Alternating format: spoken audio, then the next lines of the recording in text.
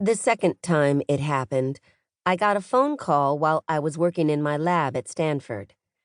I'd had to separate two of my mice because they were ripping each other to bits in that shoebox of a home we kept them in. I found a piece of flesh in one corner of the box, but I couldn't tell which mouse it came from at first. Both were bleeding and frenzied, scurrying away from me when I tried to grab them, even though there was nowhere to run.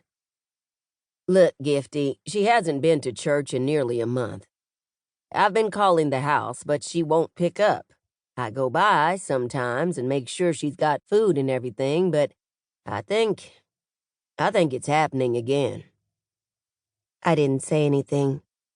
The mice had calmed down considerably, but I was still shaken by the sight of them and worried about my research.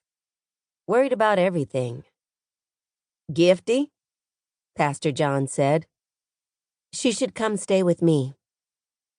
I'm not sure how the pastor got my mother on the plane. When I picked her up at SFO, she looked completely vacant, her body limp. I imagined Pastor John folding her up the way you would a jumpsuit, arms crossed about the chest in an X, legs pulled up to meet them, then tucking her safely into a suitcase, complete with a "Handle with Care" sticker, before passing her off to the flight attendant. I gave her a stiff hug, and she shrank from my touch. I took a deep breath. "Did you check a bag?"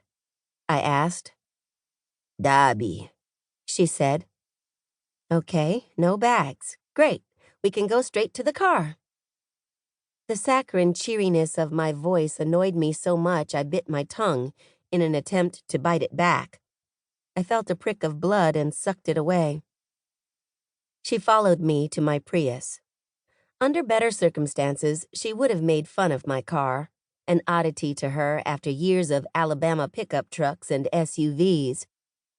Gifty, my bleeding heart, she sometimes called me.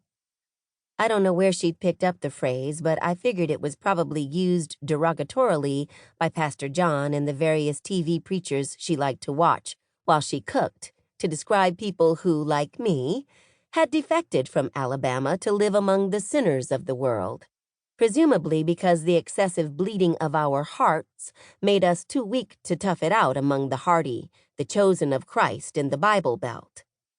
She loved Billy Graham, who said things like, "A real Christian is the one who can give his pet parrot to the town gossip." Cruel, I thought when I was a child, to give away your pet parrot. The funny thing about the phrases that my mom picked up is that she always got them a little wrong. It was her bleeding heart, not a bleeding heart. It's a crime shame, not a crying shame. She had a little southern accent that tinted her Ghanaian one. It made me think of my friend Anne, whose hair was brown, except on some days when the sunlight touched her just so, and suddenly you saw red. In the car, my mother stared out of the passenger side window, quiet as a church mouse. I tried to imagine the scenery the way she might be seeing it. When I'd first arrived in California, everything had looked so beautiful to me.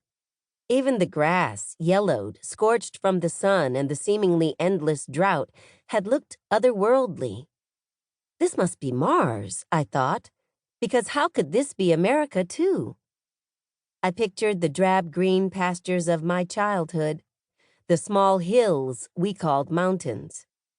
The vastness of this western landscape overwhelmed me.